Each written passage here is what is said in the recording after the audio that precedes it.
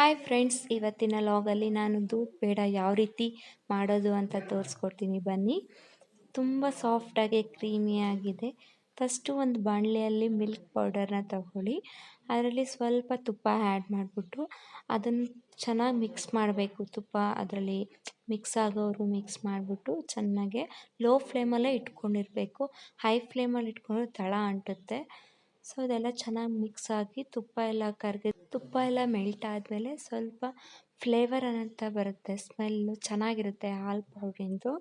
So ಅದೆಲ್ಲ ಆದಮೇಲೆ ನೀಟಾಗಿ ಇನ್ನೊಂದು ಸಲ ಮಿಕ್ಸ್ ಮಾಡ್ಕೊಬಿಟ್ಟು ಅದಕ್ಕೆ ಸ್ವಲ್ಪ ನಾವು ಹಾಲು ಹಾಕ್ಕೋಬೇಕು. ಹಾಲು ಹಾಕ್ಕೊಂಡು ಅದು ಉಂಡೆ ಕಟ್ದಂಗೆ ನಾವು ಮಿಕ್ಸ್ ಮಾಡ್ತಾನೇ ಇರಬೇಕು. ಯಾವುದೇ ಕಾರಣಕ್ಕೂ ನಿಲ್ಲಿಸಂಗಿಲ್ಲ, ಲೋ ಫ್ಲೇಮಲ್ಲೇ ಇರಬೇಕು. ಹೈ ಫ್ಲೇಮಲ್ಲಿ ಏನಾದ್ರು ಮಾಡಿದ್ರೆ ಅದು ಅಷ್ಟು ತಳ ಅಂಟ್ಬಿಡುತ್ತೆ, ಸ್ವೀಟ್ ಕರೆಕ್ಟ್ ಅದಕ್ಕೆ ಬರೋದಿಲ್ಲ. ಅದೆಲ್ಲ ಹಾಲಿಂದೆಲ್ಲ ಮಿಕ್ಸ್ ಮಾಡ್ಕೊಂಡಾದಮೇಲೆ ಲಾಸ್ಟಿಗೆ ಸಕ್ಕರೆ ಹಾಕಬೇಕು ನಾವು. ನಿಮಗೆ ಟೇಸ್ಟಿಗೆ ತಕ್ಕಂತಷ್ಟು ಸಕ್ಕರೆ ಹಾಕ್ಕೊಂಡ್ರೆ ಆಯಿತು. ಸಕ್ಕರೆ ಎಲ್ಲ ಮಿಕ್ಸ್ ಆಗೋವರೆಗೂ ನಾವು ಮಿಕ್ಸ್ ಮಾಡ್ತಾನೆ ಇರಬೇಕು. ಯಾಕಂದರೆ ಸಕ್ಕರೆ ಪೌಡ್ರೆಲ್ಲ ಹಾಕಿರೋದು ನಾವು, ಸಕ್ಕರೆ ಅಲ್ವಾ, ಸೊ ಮಿಕ್ಸ್ ಮಾಡ್ತಾ ಇರಬೇಕು. ಮಿಕ್ಸ್ ಮಾಡ್ತಾ ಸಕ್ಕರೆ ಎಲ್ಲ ಕರಗಿದ ನಂತರ ಅದು ಸ್ವಲ್ಪ ತಿಕ್ಕಾಗಿ ಬರುತ್ತೆ. ಅದನ್ನು ಮಿಕ್ಸ್ ಮಾಡ್ತಾ ಇದ್ದರೆ ಫ್ಲೇಮಲ್ಲಿ ಯಾವುದೇ ರೀತಿಯಾಗಿ ಉಂಡೆ ಕಟ್ಟಬಾರ್ದು. ಅದು ನೀಟಾಗಿ ಮಿಕ್ಸ್ ಮಾಡ್ತಾ ಇರಬೇಕು.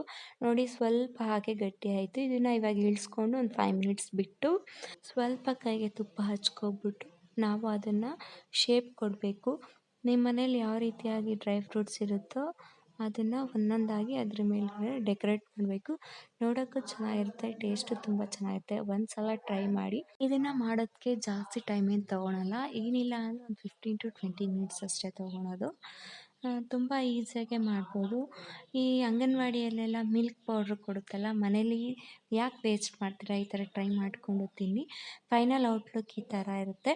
ನನ್ನ ವಿಡಿಯೋ ಯಾರ್ಯಾರು ನೋಡ್ತೀರಾ ಅವ್ರಿಗೆಲ್ಲ ಥ್ಯಾಂಕ್ ಯು. ಲೈಕ್ ಮಾಡಿ, ಶೇರ್ ಮಾಡಿ, ಸಬ್ಸ್ಕ್ರೈಬ್ ಮಾಡಿ, ಇನ್ಸ್ಟಾಗ್ರಾಮಲ್ಲಿ ಫಾಲೋ ಮಾಡಿ. Thank you.